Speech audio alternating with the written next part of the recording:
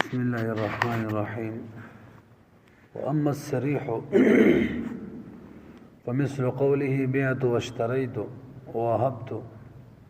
وحكمه تعلق الحكم بعين الكلام وقيامه مقام معناه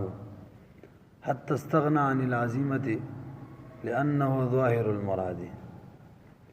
وليس ترديد پوری نه باس شوی دی خدا لسم باسته. و اما الصریح لګور دغه کې دی چې سبق را مات شي. اول موږ د تقسیم ثالث بیان کړو چې دا د نظم تقسیم دی په اعتبار د استعمال سره، او د دې دلاندې څلور اقسام دی وجه حصر امر لګی دی. دویم هم د حقیقت بیان کړو، داغي تعریف هم ذکر کړو، مثال او داغي حکم. دریم د مجاز تعریف، مثال او حکم. څلورم هم د مجاز په تعریف کې دوه ټکي اتصال سوری او معنوي، داغي تعریفونه هم کړو. او پنځم نمبر به موږ دا ویلو چې سبب څه تعریف دی او سبب د اتصال سورونه دی، او داغي دوه اقسام دي، بین العلت والمعلول. او به د علت او د معلول تعریف او داغي به مثال او داغي حکم ور سره د سبب او مسبب تعریف، مثال او حکم. دا پنځه باس شوګه. شپږم باس به د حقیقت او د مجاز د حکم بیان اگر که شروع کې مونږ ویلې مو. او وم باس عاداو چې په یو وخت کې د یو لفظ نه حقيقي معنی مراد کول او مجازي معنی مراد کول په داسې انداز چې هر یو پورې شرعي حکم متعلق شي، دا محاله ده، نشي کېدلی. دې نظیرم بیان شي او تفریم به شوی و شپږ اعتراضات او دغه جوابونه شي. به اور بس اتم نمبر باس دا چې کې موږ د حقیقت اقسام بیان کړو، د هر یو قسم تعریف هم کړو، د هر یو قسم حکم هم بیان کړو. دا اول قسم کې حکم داو چې حقیقت با اولای، او دویم دریم څلورم کې حکم داو چې ضرورت به مجاز ته کیږي، او پنځم کې حکم داو که یادم شي امام سے وہی په حقیقت مستعمله به عمل کیږي، او صاحبین وہی په مجازي متعارف به عمل کیږي. او د دې اختلاف بنیاد کوم اختلاف او دغه بیان هم شو. نهم نمبر موږ د حقیقت هغه موازین خودلی چې هغه کې متروکیږي، حقیقت پر خودل کیږي، او مجاز ته ضرورت کیږي. پنځه محلونه د امام سے بنز او صاحبین وسیو مرګره کوي چې مجاز متعارف ته په وخت حقیقت مستعمله غیر متعارفه کی مجاز متعارف ته ضرورت کی دا مسمرګره کی نشپک داغو پنيزو. اوس نننه سبق و اما الصریح دا لسم باس دي کې بدري اجزاء بیانو، صریح تعریف بکو او مثالونه بوله بیانو، او حکم د صریح بیانو. بدري اجزاء شو: تعریف، مثالونه، حکم. نو اوري و اما الصریح، صریح چې په لغت کې د فاعل وزن دی. صریح په معنا د فاعل سره دی، په معنا د ظاهر سره. صریح د ظهور په معنا دی، ظهور چونکه په معنا د فاعل دی، نو صریح معنا د ظاهر. او صریح ته صریح او ظاهر، صریح ته صریح کوي، یعنی ظاهر او ته کوي چې معنی ظاهر نه. همدغه وجه د چکم غټ کور وی کنه، غټه بنگلوی، هغه تم صرح ویل کی قرآن کې استعمال شوی دی. ولی ته وی ځکه د نورو په مقابله کې دغه کور ظاهر وي. اصطلاحي تعریف کتاب والا نه ذکر کړي، د صریح اصطلاحي تعریف کتاب والا نه ذکر کړي. مولا یعقوب لیکلی وی دی وجه دا ده چې زموږ مصنف اشاره کوي په دې مثالونو کې دی خبره ته چې څنګه د دې مثالونه واضح دي. د دوی یعنی د صریح معنا واضح ده، واضحه دا سي واضح ده چې نه تم په ضرورت نه ان شاء الله وی وی حکم دی. نو دا غشاني تعریف هم واضح ده، نو ځکه ذکر کوم. پر حال موږ ذکر کوو لغت کې په معنا د ظاهر سره، او په اصطلاح کې 4 نمبر هشه کې لیکلي دي. اما الصریح معنی چې کوم حاشیه لیکل ده: لفظ ظهر المراد به ظهورا بینا حقیقه او مجازا. لفظ غلفظ ته ویل کیږي. ظهر المراد به چې مراد پاغه سره ظاهر وي، ظهورا بینا په واضح ظهور سره مراد ظاهر وي. حقیقتا او مجازا برابر خبره ده که حقیقت وی صریح او که مجازي دواړه کېدل شي صریح کله حقیقي معنی صریح وي کله مجازي معنی وي لفظ یوجز ده ظهر المراد به ظهورا بینا دو جز په تعریف کې حقیقتا او مجازا درې اجزا شو دا اصطلاحي تعریف شو نو یو جز پورا شو دوی موږ ول د دې مثالونه بچوي نو مثال لکه بیعتو در باندې خرڅ می کو اشتریتو در نوام خستو وهبتو د هبه می کو پاڅا سمانه دا کینا او براوړه ندی یو لفظ چې یو معنی کنه یو معنی بل معنی نه موجوده د کوم لفظ چې په عرف کې صرف او صرف یو معنی پس مق لفظ مثال لچاره صریح دی او به شولې حکم سره توجه دریم جز حکم د صریح دار چې بده کې نیت ته ضرورت نه ځان لک پوهه کې دی خبره مانی حکم د صریح دار دی هغه اجماع هغه خلاصه د حکم ده حکم د صریح دار چې دی کې عزیمت یعنی نیت ته کې ضرورت نه ولی به کې نیت ته ضرورت دی د چې په کومه طریقه حکم ذکر کړي د نو غدا سي دی ا دلیل سره ذکر دی یعنی په حکم باندې دلیل هم دی ويتعلق الحكم بعين الكلام دا صریح حکم دار چې حکم شریع حکم تعلق نشي تعلق عین کلام سره دا کوم کلام ذکر شي نو شریع حکم د دقه کلام سره تعلق نشي او دا کلام په منزله د معنا باندې کلام ذکر شي ګویا چې څو ذکر شو معنا ذکر شولا کما معنا کما چې متعینه معنا د ګویا چې ما ذکر شو چې ذکر شولا معنا متعینه شو کنه پوه نه شولې به صریح حکم سره ما تاسو ول صریح حکم دار چې تعلق شریع حکم نشي چا پوری عین کلام سره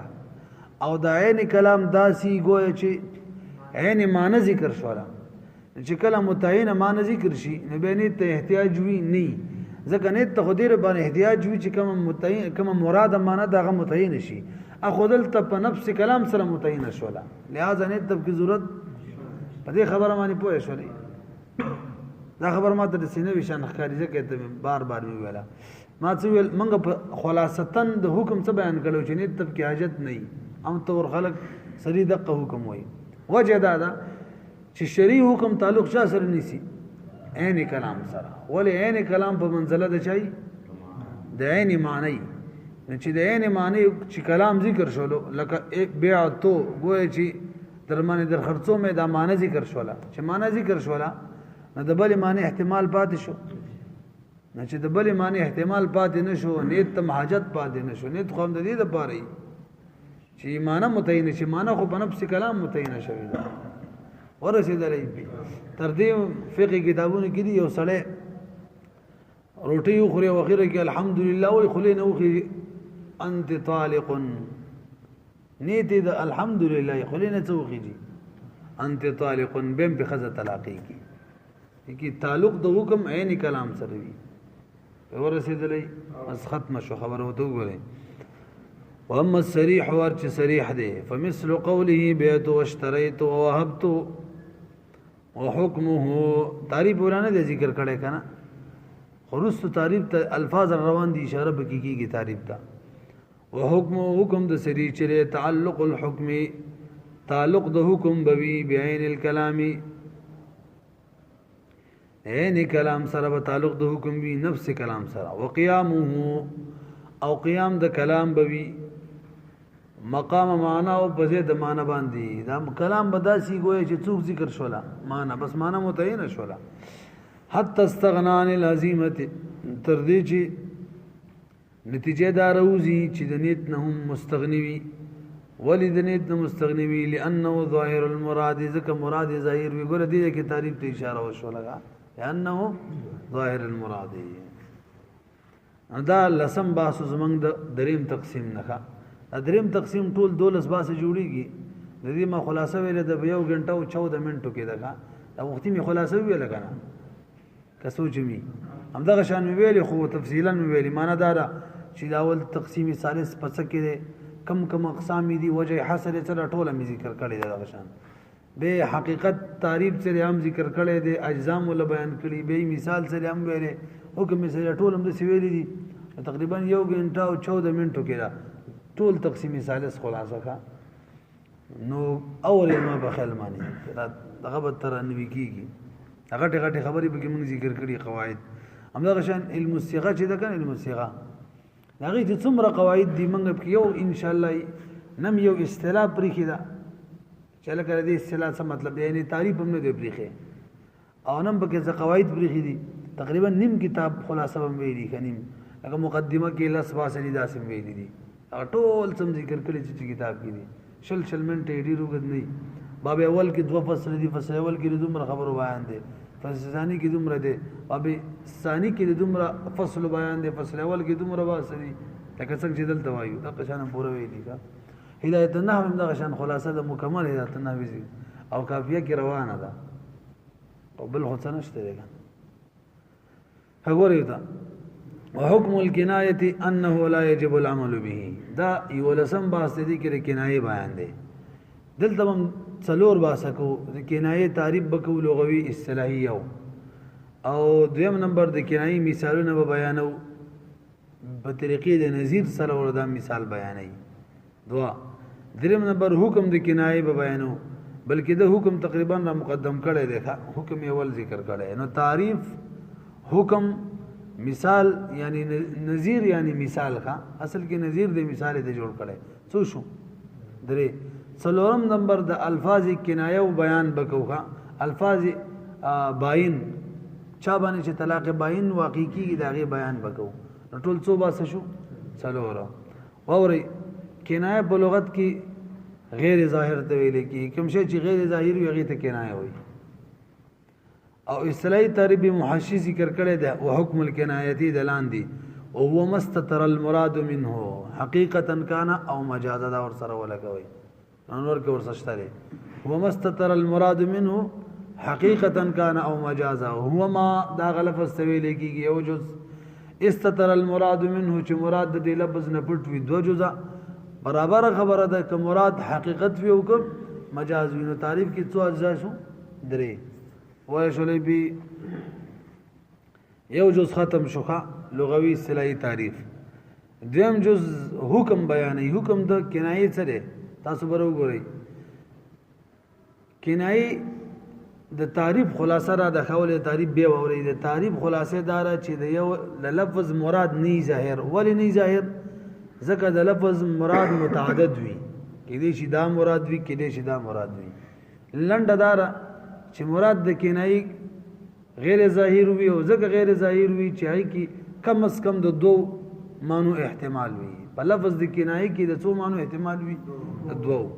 دغه معنی دا کدا معنی دا خبره باندې روي کا هدايه نکاح کې په دې باس کې ټول هم دا خبره چلیږي هر قاعده کې وته دا مخه ترازی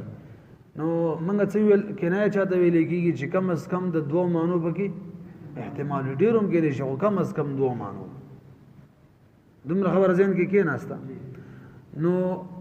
کله چې وسله یو لفظ ذکر کوي مقصد دغه څه یو خاص معنی وی کنه نو چې کله بل لفظ کې دوه معنی وي نسبت کوم منګه خلو دې د وجنه حکم د کنایه پیژندل ضروری دي نو حکم د کنایه دا دی چې کوم مراد معنی دا دغه بنید شوی ځکه مراد معنی خود ودري دي ستا کوم مراد دغه نیت وکړي چې متعین شي کنه بهرحال پدې کې احتمالات ډیر وي نو مقصود احتمال متعین کولو لپاره د چا ضرورت ده د نیت نو بلندو باندې خلک وای کنایه کې نیت ضروری ده نور تاسو پوه شئ ولې نیت ضروری ده لکه احتمالات به کې ګڼدي یو احتمال مراد یو احتمال لکم یو دی غد نیت نه غیر کیږي نه نو ځکه په کې چاته ضرورت وي نیت تا بهرحال بلندو معنی حکم د کنایه دار چې دلته باندې نیت ته ضرورت وي کومه معنی د مراد دا به نیت متعین کې دو خبرې بیان شو لیکن تعریف او حکم ووري وحكم الكنايه انه لا يجب العمل به واجب نه دی عمل په لفظ د کنایه باندې به عمل نه واجبېږي الا بالنیه مگر په مثال پته له سره کدي ته وای انت حرام انت حرامي انت حرام معنی طلاق راوستل دانش رات لا يجب العمل لقمانه دا عمل به نه واجبېږي یعنی طلاق نه واقع کیږي الا بالنیه کنه دې طلاق اوس به طلاق واقع کیږي لانه مستتر المراد وذکر چې لفظ د کنایه چې دا نیت تب کی ضرورت ذکر چې مراد د دې پټوي دلته مولا یعقوب لیکلی تاسو وګورئ ښا مولا یعقوب سکل کله ګوري یا نور ګوري ما ته ویلو یو خامخا ګوري ودلته مغلی کلی وای د کنایه تعریف عزت ذکر نه ذکر کړي اشاره کړي د خبره ته چې څنګه مثالونه کنایه چې دي الفاظ کنایه دا غي مراد پټوي نو دغه شان تعریف هم سره پټ دی ښا خو کلیتن نه دې متروک کړي دلته د اشاره کړي کنه لئن مستتر المراد دي کو د اشاره ده وذلك مثل المجاز دو بیان او شو تعریف او حکم دریم بیان دا وکړي مونږ سه ما تاسو دریم چې شری مثال هم دی او نظیر هم دی حاصل کی مثال هم دی پر اصل کې دی نظیر خو دې مثال هم ته جوړي په کومه طریقه جوړي کی نو وایو نه سلک برو ګوري هغه دا چې مجاز شي کنه مجاز قبل التعارف یعنی مجاز غیر متعارف دام نظیر دی د کنایات او مثال هم د کنایات دی کم یو مجاز غیر متعارف ها ځکه چې کله مجاز غیر متعارف وي نو لفظ ذکر شي عام طور ذهن کمی معنی ته ورځي حقيقي معنی ته او مجازي معنی چې اپ کې پټي ځکه هغه طرف مجاز یو خو د مجازي معنی دیمه څنګه ده غیر متعارف هم ده هغه طرف ته ذهن زر نزي نو مراد پکې پټ شو کنه شو موږ د کنایه تعریف هم دا کړي وو مستتر المراد منه مراد پکې پټ وي او هم صدا ویلو حقیقت هم کې دي شي مجاز هم کې دي شي یاد ساتي کنایه د بردانه د لازم چې د خامخا مجازي معنوي حقیقي هم کې دي شي مجازي هم کې دي شي خو بس چې د متکلم کوم مراد او هغه د لفظ نه پټو بس دا به کنایه وي هغه حقیقت او هغه مجاز نو مجاز چې کنه قبل تعارف دا په حکم نه چا کړي کنایه کړي هاي کنایاتونه دي ځکه یو خو حقيقي معنی دنه او دویمه متعارف هم نه د چې مونږ نیت ته ډایرکټ لاړ شي نو مراد پټ شو د کنایاتونه شو دا یو قسم نظیر دی ښا نو وی وذالک مثل المجازي وی دا کنایه چې دا په مثل د مجاز د حکم مجاز قبل يسير متعارفا مخکې دې چې دا وګرځيږي متعارف ها کچري مجازي متعارف فی یا حقیقت مستعمله وی نو بیغه کنایه نه بلکې صریح دی ښا وسمي البائن والحرام ونحوهما کنایات د دې زنمولي سے درې څلورم باز شروع شو تعریف مو شو حکم مو شو مثال بیان شو او دا اوس چې کوم څلورم باز دا اصل کې دا مثالونه دي وما ولا بل نمبر کو سم متویل د الفاظ باین او بیان ښا دا خبر ډیره وګديږي نو ورته کېده اعتراض دار توجه چې طلاق باین کې کوم الفاظ استعمالي کی تاسو به د نکاح کې ویلي انت بائنن حضوری کې مدي کنس کې ویلي یا انت حرامن یا انت بتتن بتتن دا الفاظ کنایات نه دي نو اعتراض دار چې دي الفاظ ته کنایات ویل د جایز صحیح نه دي دا کنایه چاته ویل کېږي چې مراد یې پټ وي د انت حرامن حرامن مراد خو بالکل واضح دی حرام ته وایي کنه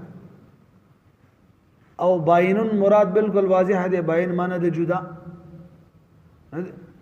بالفاظ دیگر کنایه چاته وایي چې کم از کم په معنی کې دوه احتمالات دي حرامن کې خسر بیا احتمال دی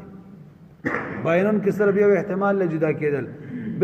بتتن معنی د کټ کېدل سره د نکاح نه کټ شول نه د خسر بیا احتمال له کټ کېدل یعنی یو معنی لري دی لفظ چې یو معنی نه خسري وي کنه خو نه دې الفاظ او تاسو کنایات څنګه وایي په سوال پوه شولې جواب داري مولوی صاحب جواب داوا د اصل کې دلیل به وما جواب دار چې الفاظ کنایات او تب طلاق باین کی کنایات ویل مجازن دي پوه شولې په طلاق داسي وایو الفاظ باین یعنی د طلاق باین چې کوم الفاظ دي هغه ته کنایات ویل دا مجازن دي زموږ پوه شولې څنګه مجازن دي توجه مونږ منګه دا خبره چې انت حرامن معنی بالکل واضح ده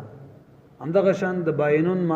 معنی واضح ده د بتتن بتتن د الفاظ کنه چې کوم دي معنی بالکل واضح ده موږ دا منو خو دې تعلق چې کوم محل سره ده کنه په دغه اعتبار سره بده کې به احتمالات ګڼ راځي مشابهت د کنایات سره جوړيږي پاینه شولې به د انت باینون تعلق د چا سره د خزي سره کنه نو صحیح ده چې د انت باینون معنی خو واضح ده ته جدائی اوس دا محل چې د خزا دا په څه کې جدا دي کې اوس احتمالات ګڼ جوړيږي معنا خو واضح ده او د په څه کې جدا ده نو تعلق د الفاظو چې کوم محل سره التبه احتمالات جوړيږي دغه وجنه مشابهت د کنایات سره دي څنګه جوړيږي ته جدای زمانه جدای سید به طلاق ده ته جدای په حسن او جمال کې د ټولو خلکو نه ته جدای په مال کې د ټولو خلکو نه تا سره مال خده ما ډیر دې سره غلط شو وای شریف خبره مانی وګوره ګڼ احتمالات په کېرال کنه معنی بالکل واضحه ده خودم ردا چې په اعتبار د محل سره به کې احتمالات ګڼ وروتل څنګه چې کنایي معنی کې ګڼ احتمالات وي دغه شان په دې کې ګڼ وروتل دغه شان انت حرام انت حرامي څه مطلب په ما معنی حرامي نکاح ماته شو بس سید طلاق ده په نورو خلکو حرامي ګوره وتر بار نشي چیرته بالکل چاته مخ کارا کوه دا مطلب دی اخذ یو وکنه چې نکاح کړي و سړي سره اول شپه وته ویلی ویل چې چاته مخ کارا کوم ډیره بدرنګ و الخلی ما ته مخ کارا کوه خدای او قران ته وګوره نور چې چاته وس کیږي وته کارا کوي نو حرام وي بنور خلکو نو ګره احتمالات به کې ګڼ وروتل کنه بهرحال دومره ویل چې الفاظ کنایا حقیقت کې په طلاق بین کې چې کوم الفاظ کنایه دي په طلاق بین د طلاق بین کوم الفاظ دیغه حقیقت کې صریح دي کنایات ورته ویل د سری مجازن دي ولیو ته کنایت ویو په اعتبار د محل سره کله چې تعلق د محل سره نسی نو ګڼ احتمالات به کې پیدا کیږي نو مشابهت له چا سره رااله نو کنایات مشبہ به دغه کې ګڼ احتمالات وي په لفظ کې ګڼ معنی وي او دا چې د الفاظ بین دا مشبہ دي وجه شبه سره دي چې کله تعلق د محل سره راځي ګڼ احتمالات پکې وي الته معنا کې ګڼ احتمالات وجه شبه شولا نو مشبہ لرا نوم د مشبہ به ورکول دته مجاز ویل کېږي مجاز پشپا 24 علاقو کې دام وکا مشبہ لنوم د چا ورکول مشبہ به الفاظ بین لنوم د کنایات ورکول دا مجازن شو نو ثابت شو کنه سم ویلو الفاظ کنایه او تا مجاز الفاظ باین تا کنایات ویل مجازن دي نور پوهه شولې کا دغه کنایات مشبہ به ده او الفاظ باین مشبہ دي مشبہ به نو مشبہ تور کول دا مجاز وی وی وسمي الباین مسما شو باین والحرام او حرام ونحوهما دغشان نور الفاظ باین روالا کنایات په چا باندې مسما شو کنایات باندې کنایت طلاق باندې مجازن دي ولی لانها معلومه المعانی حقیقت کې دي معنی خو معلومی دي نو به ابهام پس کړي ولکن الابهام فيما ابهام باغه محل کې تتصل به کم محل سره چې الفاظ باین متصل کیږي وتعمل فيه او کم محل کې چې الفاظ باین عمل کوي الته په دغه محل په اعتبار سره کې ابهام راځي نو فلذلك شابهت الكنايات دغه وجه چې مشابه شو د چا سره کنایات سره نو فسميت بذلك مجازا نو الفاظ باین مسما شو بذلك په کنایات باندې مجازن تاسو په مجازن خبره پوه شئ مجاز کنایه کې ماول احتمالات ګڼ وی کنه الفاظ باینو کې اگر که یو احتمال خو په اعتبار د تعلق د محل سره احتمالات په ډیر جوړیږي نو وجه شبه د ګڼ احتمالات د وجه نه د چا پشان شو کنایات پشان کنایات مشبہ به او دا مشبہ او مشبہ به لا نوم ورکول مشبہ به نوم ورکول مشبات مجاز وی خبره ختم شو کنه اوس یو مسله پاتې شو له توجه اوس وی انت باینون انت حرامون یعنی الفاظ باین چې کوم دی په دې باندې به کم طلاق واقع کیږي طلاق باین څوک به واقع کیږي ولی وی انت باینون انت حرامون یعنی الفاظ باین چې دي دا کنایه نه دي د انت طالقون دا څه نه دي دا څنګه دا چې انت باینون معنی طلاق زکه واقع کیږي چې دا د انت طالقون نه کنایه ده دا څنګه ده انت حرامون باندې زکه طلاق واقع کیږي چې کنایه ده انت حرامون کنایه ده انت طالقون نه ده دا څنګه ده بلکې انت باینون د وجه د خپل معنی نه طلاق واقع کوي انت حرامون د وجه د خپل معنی طلاق واقع کوي کنایه د انت طالقون نه ده ولید نه ده ځکه انت باینون ک وختي منګویل د دې الفاظ معنی خو صریحه ده په خپل معنی کې څه دي انت باینون هم صریح دي او انت حرامون هم صریح دي نو د بل چانه ولی مکنی وګرځو کا کنایه د بل چانه نه ګرځو نو دا په خپل معنی کې صریح دي لہذا طلاق چې واقع کوي نو د خپل معنی موافق عمل بکي او د خپل معنی موافق عمل د باینون معنی د جدا په طلاق رجی کې خزه جدا کیږي د خاون نه جدا کیږي نو دا چې عمل کوي د خپل معنی موافق بکي نو طلاق باین به واقع کیږي ځکه باین کې جدا کیږي سمول مولوی صاحب الفاظ باین چې دی په دې معنی به کم طلاق واقع کیږي طلاق دا مې ول ویلی کنو ویلی وسی ووري به خبره د سره الفاظ باین معنی با طلاق باین واقع کیږي طلاق رجی به نه واقع کیږي ورسېدلې په ځکه الفاظ باین کنایه د انت طالقون نه دي چې نه دي عام طور نه بلکې قانون دا دی چې مکنا چې کنه مکنا د دې حکم د مکنیان ہوئی د مکنی حکم د مکنیان ہوئی څوک چې کنایه شي کنه د دې حکم هغه د چانه چې کنایه شي لکه چری انت باینون د کنایه شي د انت طالقون نو د انت طالقون حکم به د چام وي انت باینون بموي نو موږ وې داسې نه ده کچری دا سوي نو به انت باینون سره کم طلاق کېدل رجی موږ وایو انت باینون د انت طالقون انت حرامون د انت طالقون کنایه نه ده کلم ده کنه بلکې دیو چې عمل کوي کنه یعنی طلاق واقع کوي په اعتبار د خپل معنی سره به واقع کوي او معنی د باینون سره جدا خزه په طلاق رجی کې د خاون نه جدا کیږي د الفاظ تقاضا کوي چې باین دی واقع شي جدا دي شي انت حرامون معنی د حرام دی په رجی کې خو نه حراميږي نه دا تقاضا کوي چې باین دي شي ورسېدلې به او وجه ولا منګ ویلا ذکر دې معنی خو واضح دي معنی خو صریح دي نو په اعتبار د خپل صریح معنی به عمل کوي خبره صرف پدې کې چې محل کې کوم یو مراد دي نور خو معنی واضح ده جدا کېدل خو واضح دي خدای چې محل کې د سن جدا کېدل دی ته متعین کا نور دا په خپل معنی موافق عمل کوي جدا کوي درنه رجی ته نه پریدي وی فلذلك خجي ولهذا الابهام دغه ابهام د وجنه احتیاج الى النیه دي احتیاج نیت ته دي فاذا زال الابهام کله چې ابهام لري شو بنیت بنیت سره وجب العمل بموجباتها نو عمل واجب وي دي په موجب باندې د باین موجب طلاق باین دي حرام هغه طلاق باین دي من غیر ان تجعل عبارتا عن الصريح د دین غیر چې دا وګرځول شي عبارت د صریح نه یعنی د انت طالقون عبارت چې دا څنګه ده ولذلك جعلناها دق وجد بندا ګرځولې دي بواین طلاق باین په واقع کې الا فی قول الرجل